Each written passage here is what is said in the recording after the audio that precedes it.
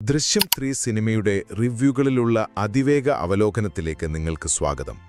സ്വന്തം കുടുംബത്തെ രക്ഷിക്കാൻ ഒരു കൊലപാതകം മറച്ചുവെച്ച ജോർജ് കുട്ടി എന്ന സാധാരണക്കാരന്റെ കഥ വീണ്ടും സ്ക്രീനിലെത്തുമ്പോൾ ഈ ത്രില്ലർ ചിത്രം ശരിക്കും നമ്മുടെ പ്രതീക്ഷകളെല്ലാം കടത്തിവെട്ടുകയാണ്. ഒന്നാമതായി നമ്മൾ എടുത്തു പറയേണ്ടത് മോഹൻലാലിന്റെ അഭിനയവും ജീത്തു ജോസഫിന്റെ സംവിധാനവുമാണ്.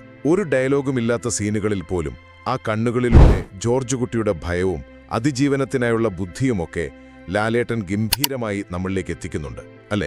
രണ്ടാമതായി സിനിമയിലെ വൈകാരിക തലവും വയലൻസും തമ്മിലുള്ള മാറ്റമാണ് നമ്മൾ ശ്രദ്ധിക്കേണ്ടത്. കുടുംബത്തിനു വേണ്ടി ഏതറ്റം വരെയും പോകുന്ന നായകന്റെ വൈകാരികത തന്നെയാണ് ഈ സിനിമയുടെയും കാതൽ.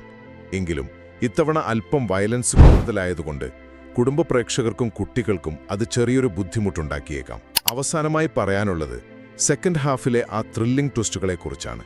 ചില ചെറിയ ടെക്നിക്കൽ പ്രശ്നങ്ങളൊക്കെ സിനിമയിലുണ്ടെങ്കിലും ഓരോ 10 മിനിറ്റിലും വരുന്ന ആ ഞെട്ടിക്കുന്ന ട്വിസ്റ്റുകൾ ഈ കുറവുകളെ എല്ലാം പാടെ മറികടക്കുന്നുണ്ട്. ക്ലൈമാക്സ് എത്തുമ്പോഴേക്കും തിയേറ്റർ മുഴുവൻ നിശബ്ദമാകുന്ന തരത്തിൽ ജോർജ് കുട്ടിക്ക് പൂർണ്ണമായ ഒരു ഫിനിഷിംഗ് നൽകാൻ സംവിധായകന് കഴിഞ്ഞിട്ടുണ്ട്.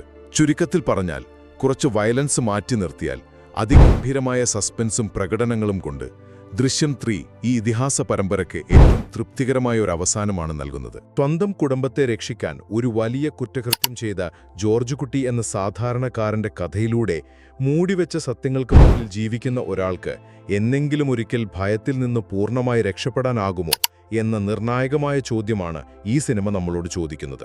ഒന്നാമതായി നമ്മൾ ശ്രദ്ധിക്കേണ്ടത് ജോർജ് കുട്ടിയുടെ ഇന്നത്തെ മാനസികാവസ്ഥയാണ്. ഇന്നയാൾ പഴയ ആ സാധാരണക്കാരനല്ല, മറിച്ച് വലിയൊരു സിനിമാ നിർമ്മാതാവാണ്. എങ്കിലും അയാളുടെ ഉള്ളിലെ ഭയത്തിന് യാതൊരു മാറ്റവുമില്ല.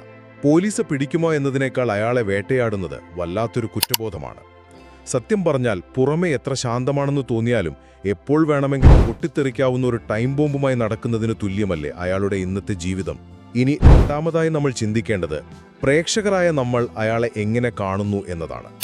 ജോർജ് കുട്ടി ഇത്രയും ഭയത്തിൽ ജീവിക്കുമ്പോഴും നമ്മൾ അയാളൊരു ഹീറോ ആയിട്ടല്ലേ ആഘോഷിക്കുന്നത്. കുറച്ചു ബുദ്ധിശക്തിയുണ്ടെങ്കിൽ സ്വന്തം കുടുംബത്തിനു വേണ്ടി ചെയ്യുന്ന ഏത് ക്രൂരതയെയും ന്യായീകരിക്കാമെന്ന ചിന്ത ഇവിടെ വരുന്നുണ്ട്.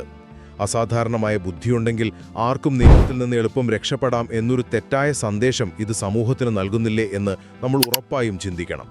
ഈ ചോദ്യങ്ങളൊക്കെ അവിടെ നിൽക്കുമ്പോഴും അവസാനമായി എനിക്ക് ചോദിക്കാനുള്ളത്, ഈ കഥ ഇനിയും ഇങ്ങനെ നീട്ടിക്കൊണ്ടുപോകേണ്ട ആവശ്യമുണ്ടോ എന്നാണ്. നായകനായ മോഹൻലാലിന്റെ മികച്ച അഭിനയവും സാങ്കേതിക മികവുകളുമൊക്കെ സിനിമയിലുണ്ട്, ഇല്ലെന്നല്ല. പക്ഷേ ആദ്യ പകുതി വല്ലാതെ ഇഴഞ്ഞു നീങ്ങുന്നില്ലേ? ആദ്യത്തെ 2 ഭാഗങ്ങളിൽ തന്നെ പൂർണ്ണതയിലെത്തിയ ഈ കഥ പുതിയതായി ഒന്നും പറയാനില്ലാതെ വെറും സാമ്പത്തിക ലാഭത്തിനു വേണ്ടി മാത്രം വലിച്ചു നീട്ടിയതാണോ എന്ന് നമുക്ക് തോന്നിപ്പോകും.